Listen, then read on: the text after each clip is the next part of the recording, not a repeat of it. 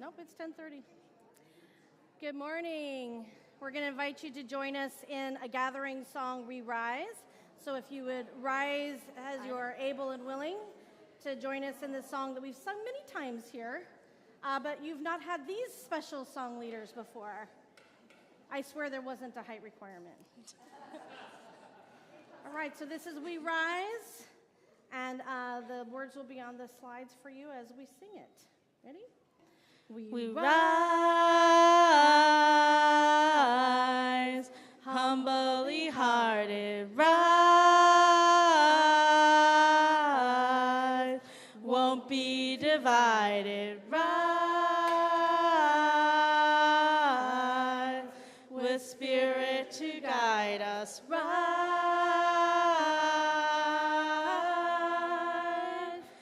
in hope, in prayer, we find ourselves here in hope, in prayer. We're right here in hope, in prayer. We find ourselves here in hope, in prayer. We're right here. We rise. All of the children rise.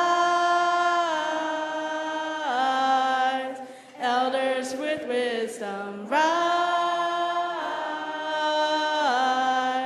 ancestors surround us, rise,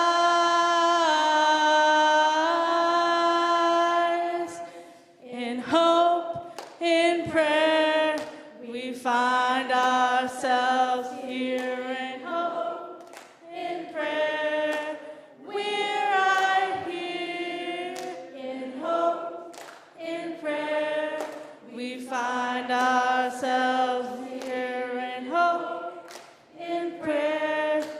We're right here. We rise up from the wreckage. Rise with tears and with courage. Rise,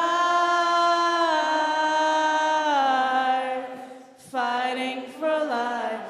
Rise,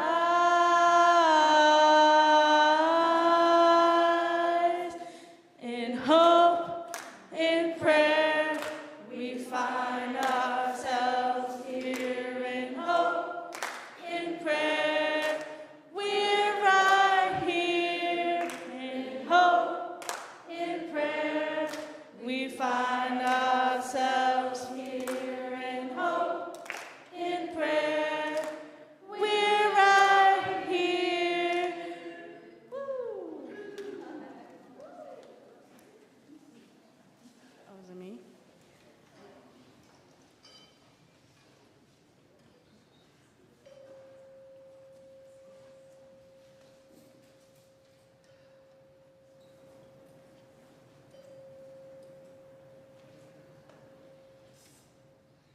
For our invitation of worship today, we have a poem by Angela Herrera called Invocation. Don't leave your broken heart at the door. Bring it to the altar of life. Don't leave your anger behind. It has high standards. And the world needs vision. Bring them with you and your joy. And your passion. Bring your loving and your courage and your conviction. Bring your need for healing and your power to heal. There's work to do. And you have all that you need to do it right here in this room. Amen. Won't you join us in the lighting of our chalice with the words on our slide? If you're at home, we invite you to also light your chalice in your space there. We kindle this flame, symbol of our faith, for the light of truth, the warmth of community, and the fire of love, which calls us for justice. Good morning. I'm Reverend Sarah Oglesby-Dunegan, she, her, hers. I'm the minister here, and it is my pleasure to see each of you today and tell you that no matter your age, your size, the color of your hair, or your skin, we welcome you here. No matter whom you love, or how you speak, or whatever your abilities, you are welcome here. No matter where you live or how you make your living, you are welcome here. If you are a teacher or a state employee or a federal employee, if you work for a nonprofit or are retired, if you work for a private corporation or in your home, if you are a builder, a designer, or day laborer, if you work in childcare or fast food or wait tables or deliver food, if you are a student or a professor, if you work in healthcare or mental health care, or you're an alternative healer, if you're an artist or musician or tattoo artist, if you're unemployed or underemployed, if you work in a library or a law office as an activist or a politician, if you are a poet or a farmer or a religious leader, if you are any of these things or something I failed to say, go ahead and call it out.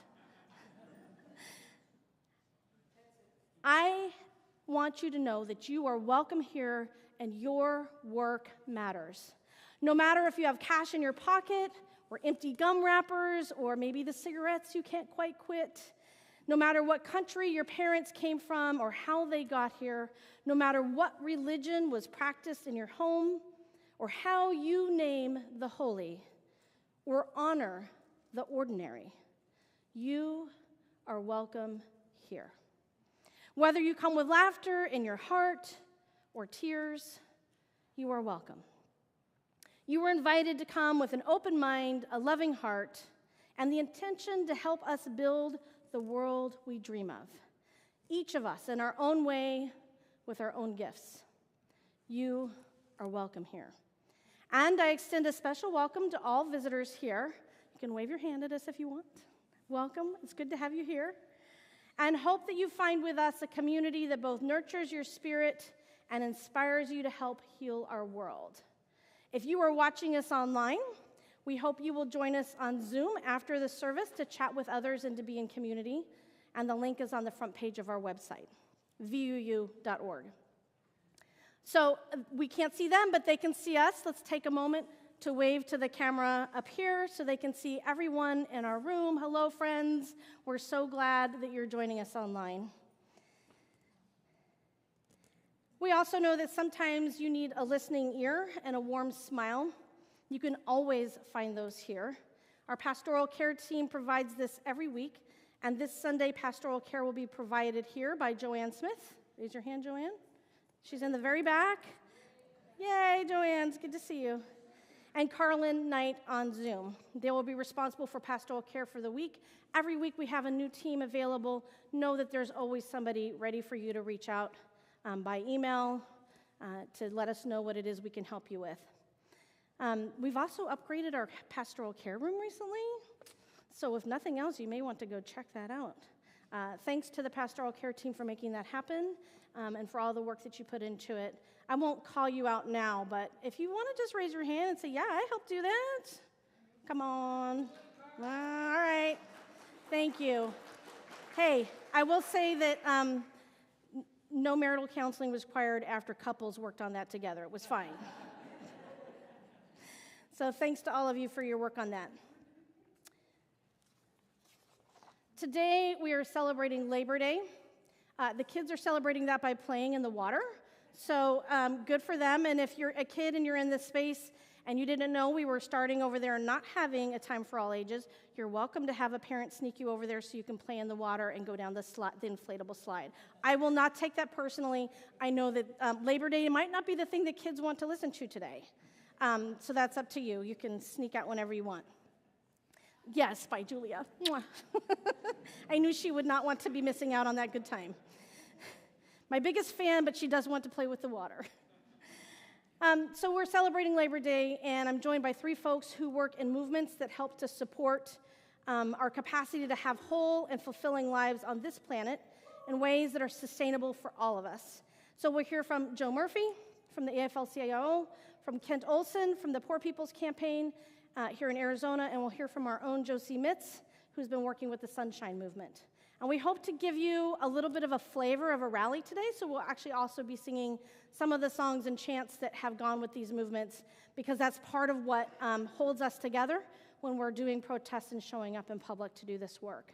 So in that spirit, I'm going to invite you to join me in our opening hymn, but first, we're going to get a little lesson from it, from the inimitable Yara Allen. She's a theomusicologist with the Poor People's Campaign. You'll see what that means when you see her in the video. I'm sort of a poor representation of what a theomusicologist can be today. But from Yara, she's going to teach us the beginnings of a song called Somebody's Hurting My Brother. Then I'm going to invite you all to stand up and do a call and response with me, following the directions that she gives you in the video. This song that we're about to learn is a song that's entitled Somebody's Hurting My Brother. Now, this song was actually born in a town hall meeting around coal ash. And the meeting came about because Duke Energy was spilling coal ash into poor black and brown and poor white neighborhoods. After hearing testimony after testimony of people who were impacted physically and mentally by the coal ash, this song came as an inspiration of those testimonies.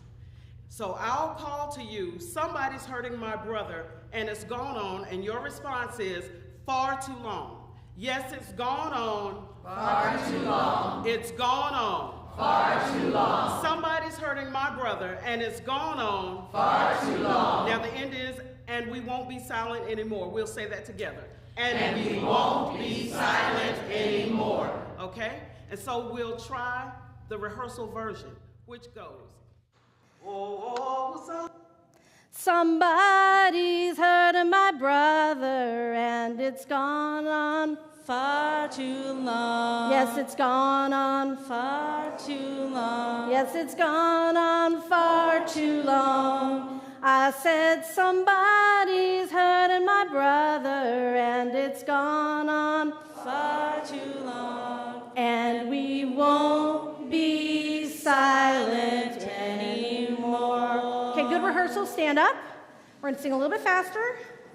Somebody's hurting my brother, and it's gone on Far Okay, too long. good. That's how we'll do it. Ready? Somebody's hurting my brother, and it's gone on far too long. Yes, it's gone on far too long. Yes, it's gone on far too long. I said somebody's hurting my brother, and it's gone on far too long. And we won't be silent anymore. Sister, somebody's hurting my sister, and it's gone on far too long. Yes, it's gone on far too long. It's gone on far too long. Somebody's hurting my sister, and it's gone on far too long. And we won't be silent anymore. Planet, somebody's hurting my planet, and it's gone on far too long. Yes, it's gone on far too long. Yes, it's gone on far too long. Somebody's hurting our planet, and it's gone on far too long. And we won't be silent anymore. One more, children. You can sing it all with me. Somebody's hurting our children, and it's gone on far too long. Yes, it's gone on far too long. Yes, it's gone on far too long. Somebody's hurting our children, and it's gone on far too long. And we won't be silent anymore. Woo! All right. You can be seated. I've sung that song in marches in the state capitol, kicking Chris Kobach out of his office in Kansas, all kinds of spaces. And the music of the movement is part of what holds together some of the actions that we do when you're on strike and you're spending a lot of time outside together with signs and trying to make a statement. The songs are what sometimes hold us together through those hard places. Sometimes you're singing through somebody being arrested, and everybody keeps singing. And I've actually also been singing all the way down to the jailhouse. A little bus full of 18 or 20 people who'd just been arrested, and all of us still singing, and the people who arrested us wondering, what exactly did they get themselves into? So today, as we bring ourselves into a time of centering, I want you to take a deep breath, put yourself fully in this space. If you're new, I'll tell you that there are some rituals that we invite people to engage in. If they're interested, you can light a candle at the front for a prayer, something that's weighing on your heart, a joy or celebration. There's a fountain that represents the waters of this congregation and the idea of water being life, and you can add a drop to it or move a rock into it. And over here is some sand and stones, and you can either move a stone into the sand, or you can hold a stone in your hand and return it later if you just want to have something to hold on to. These are all the ways that we embody what it is that is in our hearts and on our minds. You can also leave us a note by the white flowers back there if you want to let us know what's going on in your life. And I know that for all of us, there are things that are personal.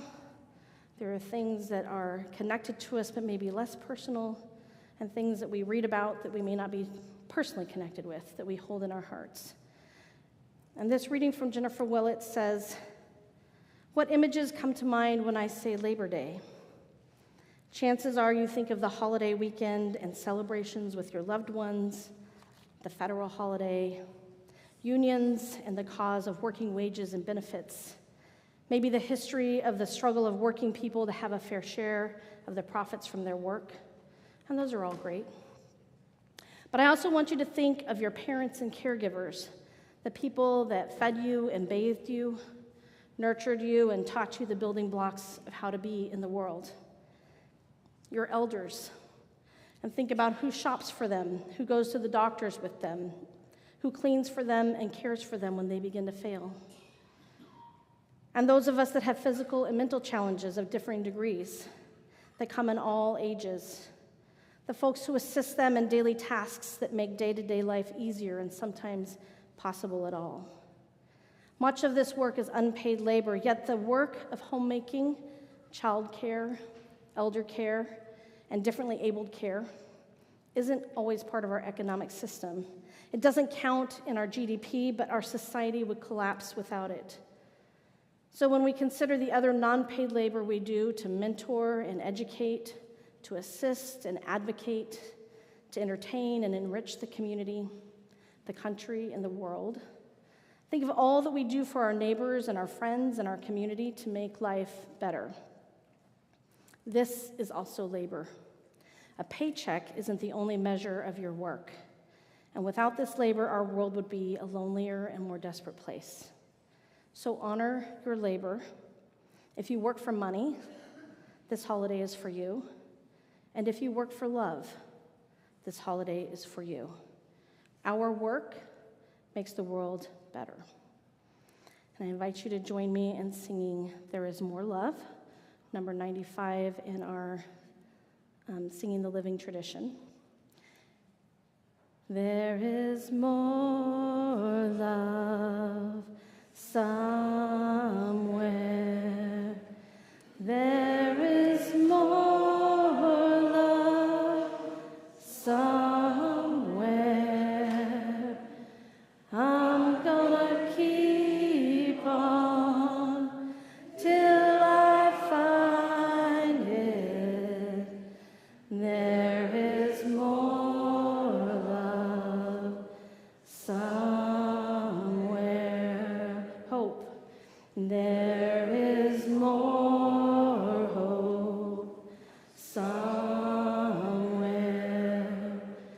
There is more hope somewhere. I'm gonna keep on till I find it. There is more love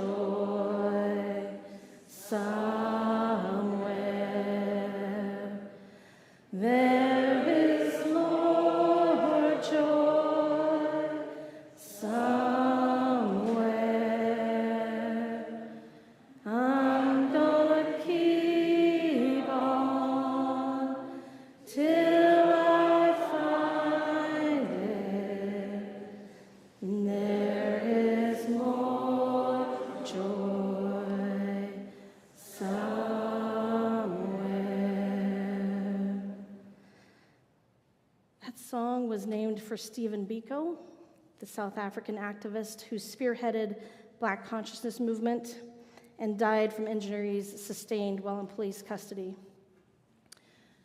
Those lines, "There is more love somewhere," makes this a pretty radical song because it suggests that what's in front of us isn't everything, and there's always more for us to do: explore, resist, and open ourselves to. It's a song of resistance from the time of slavery. And the song gives theological voice to those who endured slavery, making meaning and spurring resistance as they are sung. And the truth is that even in a loving community, there is always room for more love, more peace, more hope, more joy, as long as there is hate and oppression, war, and injustice in the world. So I'm going to close this period of centering out with a very easy call and response song that Josie's going to help me with. It's called Courage. And it's very simple. It'll go through courage and patience and justice and hope as well. So it goes like this, and so you guys can join her in the response. Courage, Courage, my friend, you do not walk alone. We'll do that third line together. You do not walk alone. We will walk with you, and sing your spirit home. Freedom, my friend, you do not walk alone. We will walk with you, and sing your spirit home. Patience, my friend, you do not walk alone. We will walk with you, and sing your spirit home. Justice, my friend, you do not walk alone. We will walk with you, and sing your spirit home. Hope, my friend, you do not walk alone. We will walk with you, and sing your spirit home.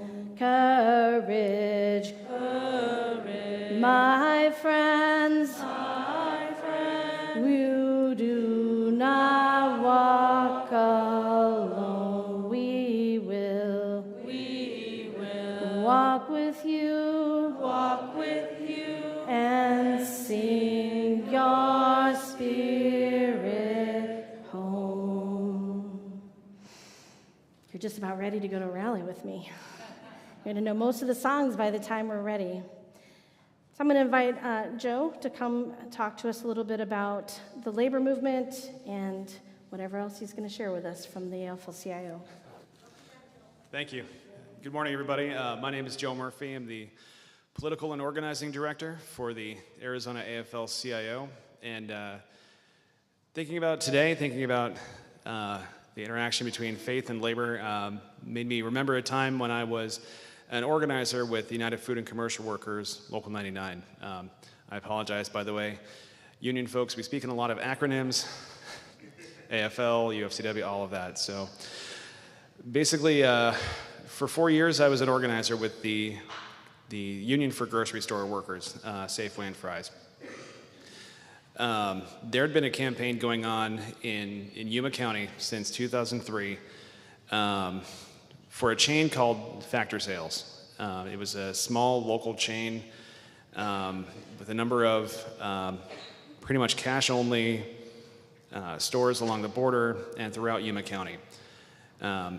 The economics of Yuma County, when I went down there, it was very stark seeing what was going on down there. The very bottom rung of the ladder were the migrant farm workers coming over the border from Mexico every day, walking home, being paid in cash to food that feeds us. Pick the food that feeds us, keep America's agriculture going. The second rung on that ladder were the folks working at Factor Sales.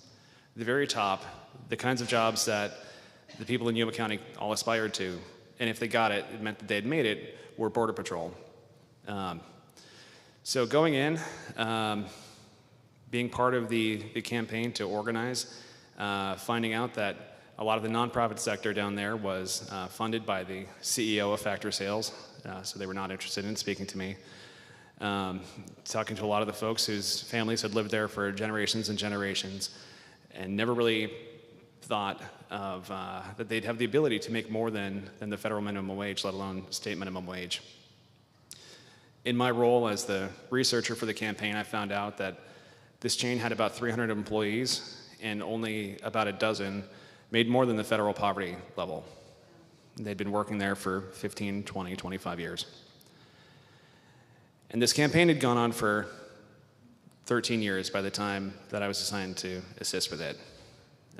There had been 4 union elections that we had won or that were canceled because of issues with interference by the employers. There was an anti-union committee working against us, and some of those workers on that committee would get fired for Factor Sales, and the first people they would call would be the union that they were trying to keep out of their workplace. The union takes everybody. We would help them get their job back. This campaign had gone on so long, the organizing director I was working with was always trying to find a new way to engage with the workers. I was down in Yuma much more than I ever had been in my life. And Martine, the organizing director, said, let's hold a hunger strike. Let's start it the day before Thanksgiving. And we'll be down there in Yuma for as long as it takes. And we'll sleep in churches, and we'll protest in front of the CEO's house. And you'll be a part of it. So there I was, getting ready to join a hunger strike, trying to put on as much weight as I could, because I'd never been part of a hunger strike before. And we got word that a Catholic Monsignor who was from Yuma, who had ties to Yuma, had found out about the work we were doing through the announcement of this hunger strike. He had decided to come down to Yuma to find out what was going on, and he met with the CEO of Factor Sales. And I got a call one day saying, stop planning for the hunger strike. Big surprise for me. The next day I got a call saying, start telling people to start holding off on events for this hunger strike. Third day, 3 days later, I hear the CEO of Factor Sales has decided to negotiate with us. We'll voluntarily recognize the union. 13 years. Thank you. 13 years, a lot of strife, a lot of work. And shame on us for not reaching out to the religious community. This Catholic Monsignor who, Yuma was his flock. Yuma were his people. We'd never called him. Almost a fluke that he found out about it. And that's what it took. And that's always stuck with me. It's been, in January 2016, we finally settled that union contract. We got those workers recognized, and I saw the first members sign their cards with my own eyes. And thank you.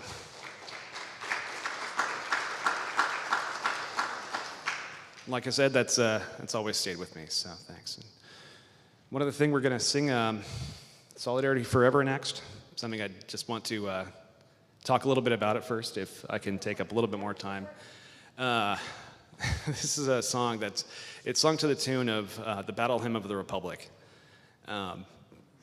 which was written at the beginning of the Civil War. The original lyrics, of course, were, everyone knows the first verse. The rest of the verses, the rest of the lyrics are about freeing people from slavery. So this is based on a song that was sung by Union troops marching south to free people in a war for labor. And early days of the labor movement, a lot of patriotic folks, they didn't know many songs, but they knew patriotic songs. So they said Solidarity Forever to the tune of the Battle Hymn of the Republic. Thanks. Why don't you stand and join us in singing it? We're going to pick up the pace for it. So if you just want to sing to the verse, you're welcome to do that. But to the chorus, but if you want to sing to the verses, we have them all. I don't know, it's long, but we're going to do it anyway. So ready? Solidarity forever.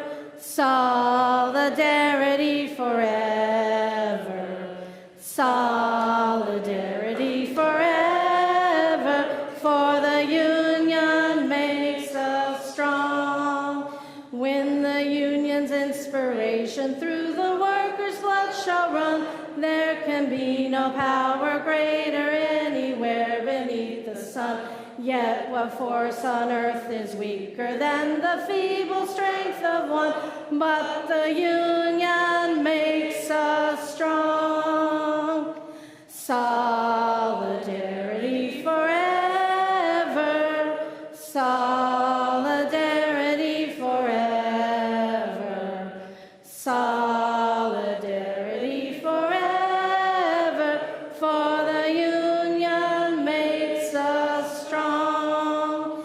It is we who plowed the prairies, built the cities where they trade, dug the mines and built the workshops, endless miles of railroad laid. Now we stand as oxen starving mid the wonders we have made, but the union makes us strong. Solidarity forever. Solidarity forever. Solidarity forever. For the union makes us strong. They have taken untold millions that they never toiled to earn, but without our brain and muscle, not a single will can churn. We can break their haughty power, gain our freedom where we learn that the union makes us strong. Solidarity forever. Solidarity forever. Solidarity forever. For the union makes us strong. Last verse. In our hands is placed a power greater than their hoarded gold, greater than the might of atoms, magnified 1,000-fold. We can bring to birth a new world from the ashes of the old, for the union makes us strong. We'll finish it there. Solidarity forever. Our next speaker is Kent Olson, and he's coming from the Arizona Poor People's Campaign. I worked for a number of years with the Kansas Poor People's Campaign and nationally. I'm really excited to have him share with you a little bit today about their work.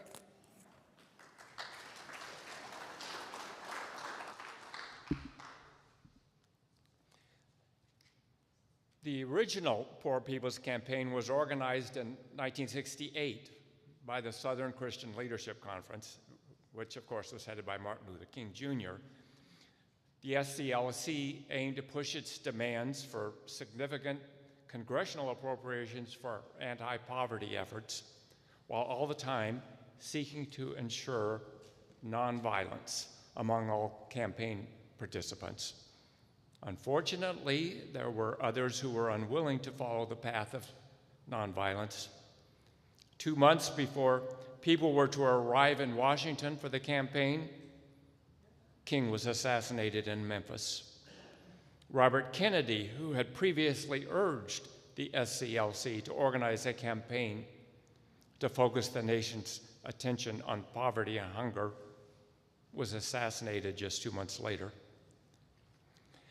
After these assassinations, widespread rioting and violence erupted in cities across the country, and demoralization was beginning to take its toll. The Poor People's Campaign faded away, and the Bill of Economic Rights that campaign was seeking to achieve never materialized. By November of that year, the nation's voters had decided to forego the war on poverty that LBJ had declared in 1964 and entrusted Richard Nixon with the presidency. Exactly 1 year before he was assassinated, King had delivered an address entitled Beyond Vietnam. In it, King stated, quote, "When machines and computers, profit motives, and property rights are considered more important than people, the giant triplets of racism, extreme materialism, and militarism are incapable of being conquered." Fast forward 50 years, and the need for a new national moral fusion movement to address poverty and other systemic injustices was recognized. This new movement calls itself the Poor People's Campaign, a national call for moral revival. King's reference to the giant triplets of injustices still rings true today, but it has also become apparent that there are additional systemic injustices which need to be addressed. And so for the new Poor People's Campaign, the giant triplet has become the giant quintuplet. We regard these 5 systemic injustices as interlocking, and we believe that progress in battling any one of them requires that we address all 5. And these injustices are poverty and economic inequality, racism, militarism and the war economy, ecological devastation, and the false moral narrative of religious nationalism. Changing policy directions at both the national and state level is a key part of addressing these injustices. And the Poor People's Campaign is beginning to make significant strides in doing this at the national level. But this morning, I'd like to call your attention to the PPC's focus on religious nationalism. And that may seem a little strange on Labor Day, but for all of our history, religious nationalism, through its very effective support of entrenched interests, has had dire consequences in the lives of working people. Religious nationalism has been with us since settlers first arrived on the East Coast. It has always functioned to enhance the power and wealth of favored groups. In the last 50 years, religious nationalists have developed a coordinated and well-funded program to capture center stage in shaping the nation's the moral narrative.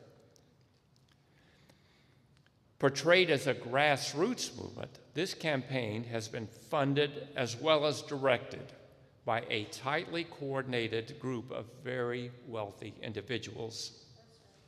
It has been highly successful in recruiting and exploiting thousands of individual congregations and their pastors to help reshape the moral narrative of our nation. But the PPC is also focused on changing the moral narrative. While I might not have much influence on which candidates are going to emerge victorious in the next election cycle, as part of the PPC, I can help to move the moral narrative. That is also something that I believe congregations can and should be doing. If we are to have any hope that our federal and state policies are eventually to become more just, we must first move the moral narrative. I know that we're generally inclined to think that religious nationalism is something that others, say zealots or wackos, or far too many of those evangelicals are involved with. But for a minute, I'd like you to consider the possibility that religious nationalism is a far more pervasive and powerful determinant of our moral narrative than those of us who like to think of ourselves as progressive might be willing to acknowledge. Theologians are beginning to recognize that we have moved from a market economy to a market system, meaning that we have moved from deliberating about how the market can serve us to how we can serve the market. Serving the God of the market has brought some of us financial security and a comfortable standard of living. The market God has become our modern-day golden calf. Political philosophers have described this development from a different perspective, and one such philosopher has noted that, quote, the economic rules all domains of existence. In totalizing capitalism, no one seems able to see a beyond. Consequently, the notion of an alternative appears irrational. Totalizing capitalism has an ominous ring to it. But if we govern our nation with the understanding that market forces should never be interfered with, then perhaps it's an appropriate label. Serving a market God may sound a bit extreme, but how many of us in our daily lives are willing to risk the wrath of the market God? The market God has us just where it wants us, and its high priests are well satisfied with their power and their wealth. Our national vision and moral narrative has been limited to what this economic ideology, or perhaps more accurately, this economic idolatry permits. If our enchantment with mammon has gotten the better of us, then we too are religious nationalists. And it will take a concerted effort and support from our congregations if we are to free ourselves from this lesser God and begin to envision a beyond, an economy in which everyone has the resources they need to flourish, and a political system where power can't be bought and sold. I hope that you will consider joining the Arizona Poor People's Campaign movement as we try to envision a new beyond and then work to achieve it. In any event, whether or not such a personal commitment is appropriate for you at this time, I hope that you will continue to work with others in your congregation to build a shared vision and help to shift the moral narrative. And in conclusion, I'd like to say, learn more online at poorpeoplescampaign.org. Once again, that's poorpeoplescampaign.org.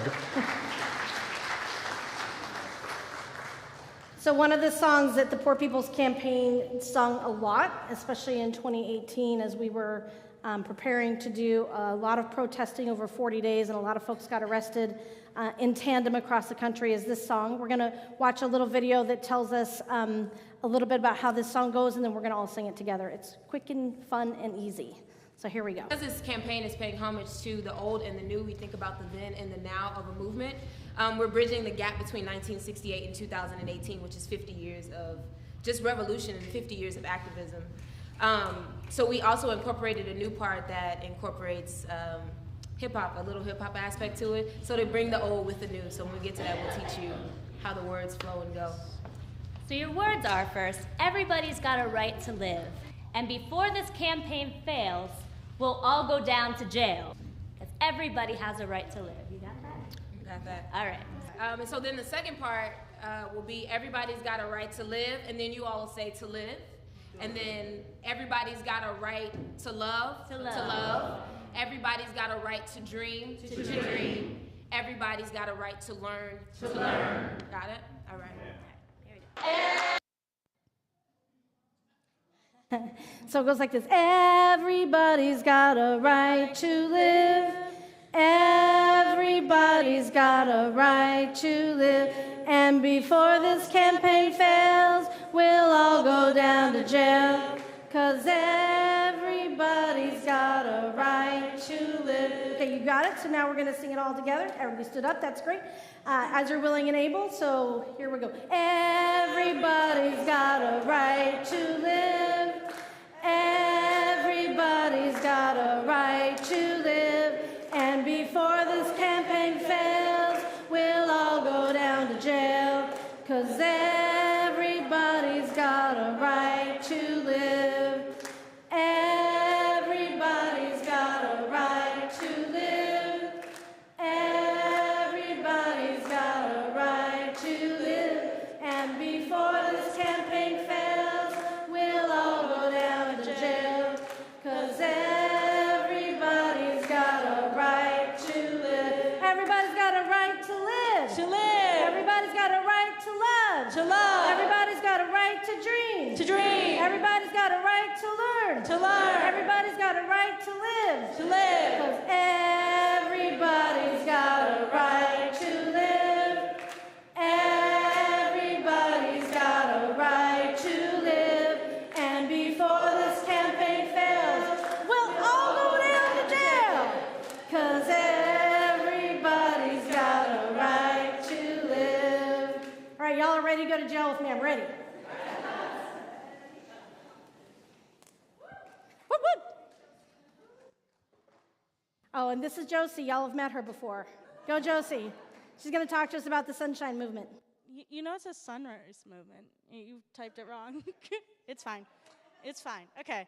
Hi. If you don't know me, my name is Josie. I use she, her pronouns. And I've spent most of my professional career in the electoral space. I've worked on city council races, congressional races, governor races, and presidential primary campaigns.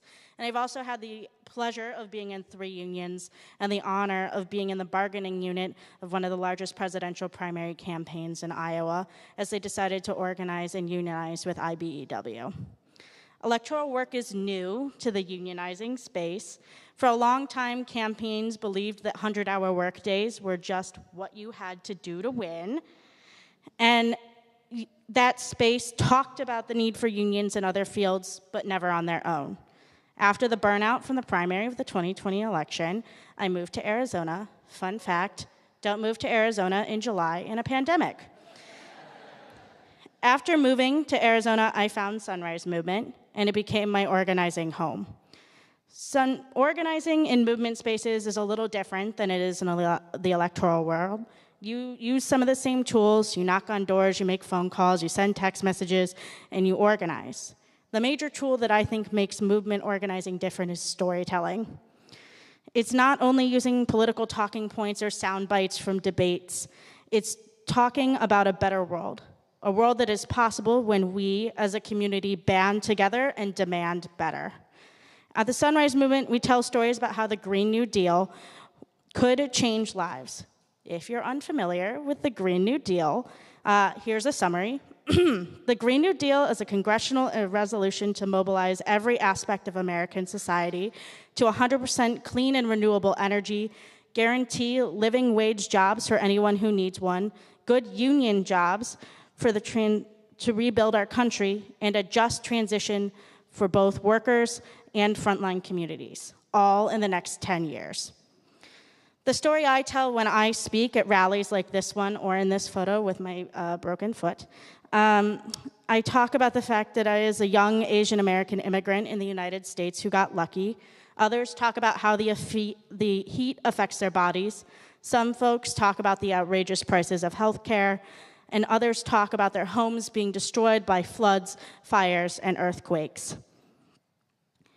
These stories, these these spaces are much like what we do here every week in this space. We come together to share values and ensure that we, Unitarian Universalists, are doing the work to create the world we know is possible. Now, you might be thinking, Josie, this is a great story about movement space, but what does it have to do with Labor Day? To that, I say that it has everything to do with Labor Day. The stories we tell about demanding better is exactly what unions have been doing for hundreds of years. They work together, they organize, they struggle, and they do it together. That's what Labor Day is about. It celebrates all of those things together. My former boss put it well, we cannot have a truly democratic society with so little power in the hands of working people. We cannot have sustained and inclusive economic growth without a stronger labor movement. This weekend is a time of celebration and a time of rest. But Tuesday, we get to work. We get to work in organizing our communities by digging deeper. We talk about how issues impact our lives. We share our personal stories, and we talk to our friends and neighbors in more intimate ways than we have ever before. We listen more than we talk, and we work to build an interconnected and interdependent community that spans the lines of race and class, and we need to ensure a livable future built by good union jobs.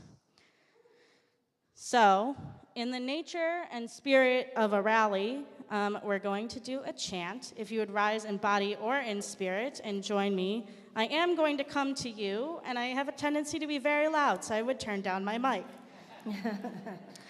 When the land we love is under attack, what do? Stand up, fight back. Great, good job. Are we ready? Okay. When the water we drink is under attack, what do? Stand up, fight back. When the immigrants are under attack, what do? Stand up, fight back. When queer youth are under attack, what do? Stand up, fight back. When labor rights are under attack, what do? Stand up, fight back. What do? Stand up, fight back. We what? Stand up, fight back. We what? Stand up, fight back. Whoop, whoop, whoop.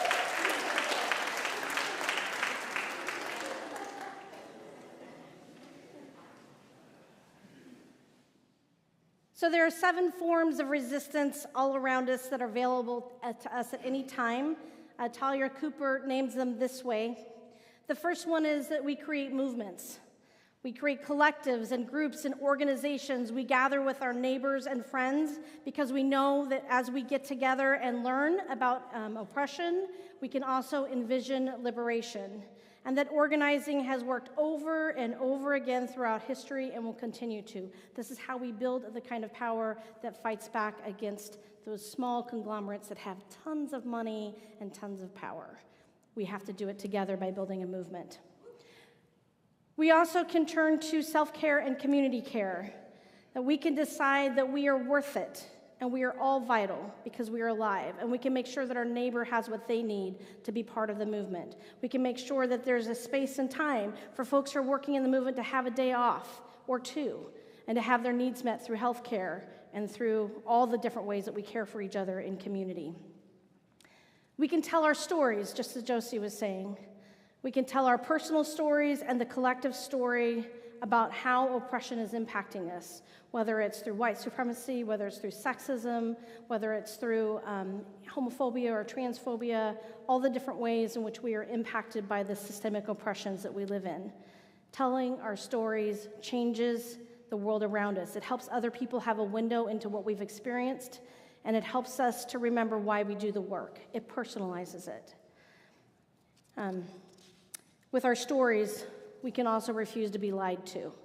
When I know your story, that I know that story that somebody else is telling isn't the true one, because you've just told me about your life and your experience. Healing. We can use therapy and support groups and co-counseling, somatic practices and art therapy, and more to get even bigger and bolder and stronger and more powerful. We can use the wisdom gained from our healing to create better policy and to support communal healing through practices like reparations for slavery. Connection. We can dare to cry and laugh and share our real feelings with all of the people in our lives without placing a limit on the number of people our hearts can love. This, to me, is such a big reason for why a congregational space like this.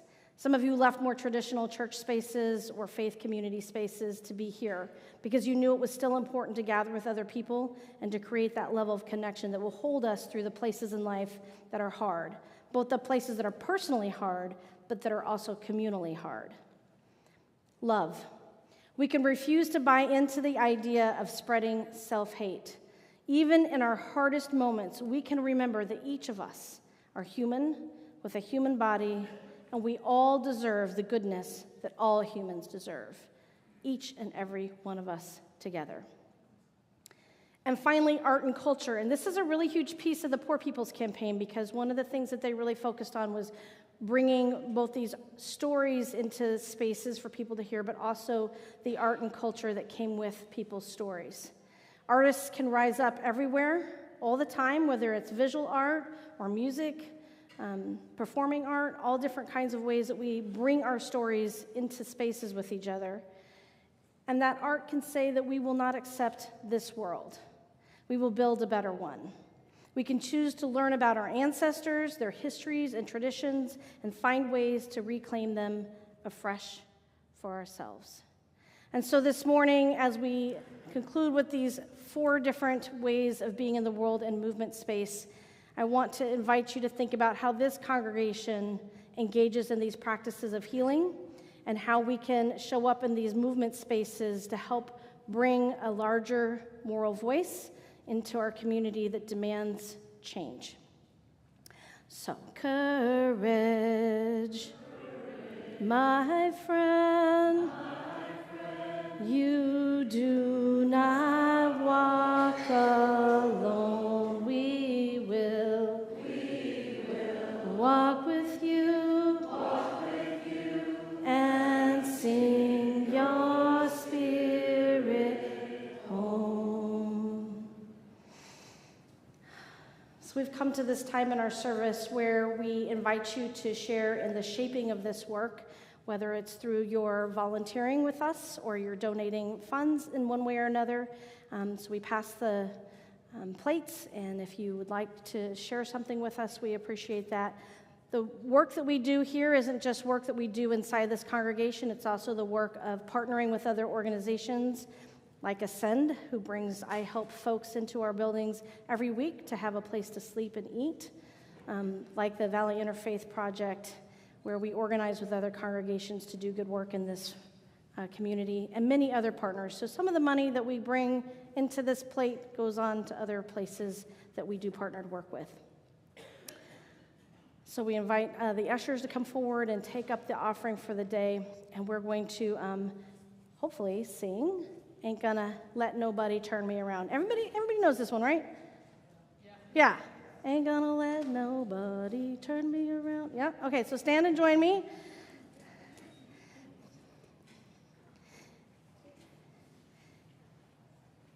Ain't gonna let nobody turn me around, turn me around, turn me around. Ain't gonna let nobody turn me around. I'm gonna keep on a walking, keep on a-talking, marching up to freedom land. Racism ain't gonna let racism turn me around, turn me around, turn me around. Ain't gonna let racism turn me around. I'm gonna keep on a-walking, keep on a-talking, marching up to freedom land. Poverty ain't gonna let no poverty turn me around, turn me around, turn me around. Ain't gonna let no poverty turn me around. I'm gonna keep on a-walking,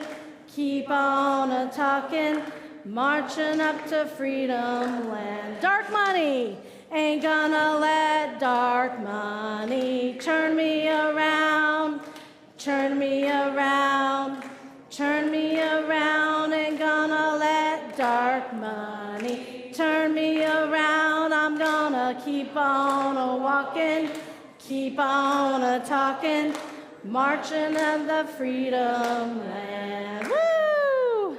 All right. You can be seated. I'm going to invite my guests to come join me in a closing reading. There's a last line in it that's on the screen, and when we get to it, I will invite you to join us in that last line. This comes to me from one of my colleagues, Amanda Udis Kessler. On Labor Day, we honor our work, physical and mental, paid and unpaid, joyous and heartbreaking. We give thanks for work's gifts, suffer its difficulties, and strive to make labor just and joyous for all. Our work can build our society, provide for our material needs, and give our life meaning. We labor in gratitude. Our work can damage our society and the planet, fail to sustain our material needs, and be meaningless. We join together to create work that supports the well-being of all. Our work can heal the world, help us understand who we are, and keep us safe. We labor in joy. Our work can harm the world, demean us, and expose us to danger. We join together to create work that is safe and humane. Our work can fill our days with accomplishments and our lives with stories. We labor in love. Our work can dissatisfy and alienate us. We may not be able to find enough work or any work. We join together to create work that blesses us, all people and the planet. This Labor Day and all Labor Days to come, won't you join us in saying, may our work and all work serve humanity and all living beings. Okay, so we have one last song. This one is called A New Unsettling Force. It's one that was actually written for the Poor People's Campaign. So I invite you to join me in standing and singing this. I'll sing a line to you. You can sing it back. And once we've been through the whole thing, we'll sing it all together. So it goes like this. We are a new unsettling force. We are a new unsettling force. And we are powerful. And we are powerful. A new unsettling force. A new unsettling force. And we're here. And we're here. We are a new unsettling force. We are a new unsettling force. For liberation. For liberation. And we've got nothing to lose. And we've got nothing to lose. But our chains. But our chains. And we've got nothing to lose but our chains. And we've got nothing to lose but our chains. Ready?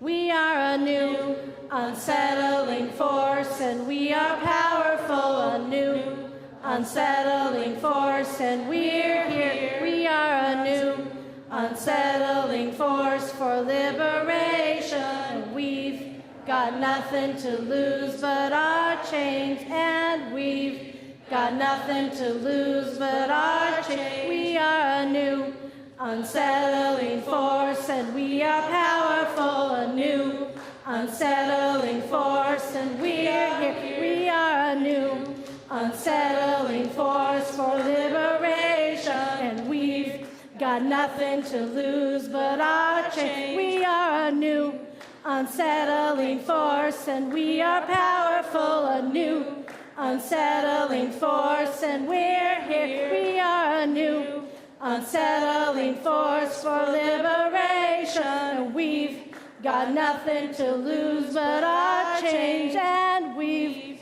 got nothing to lose but our chains. We are a new unsettling force, and we are powerful, a new unsettling force, and we are here. We are a new unsettling force for liberation, and we've got nothing to lose but our chains, and we've got nothing to lose but our chains. Woo!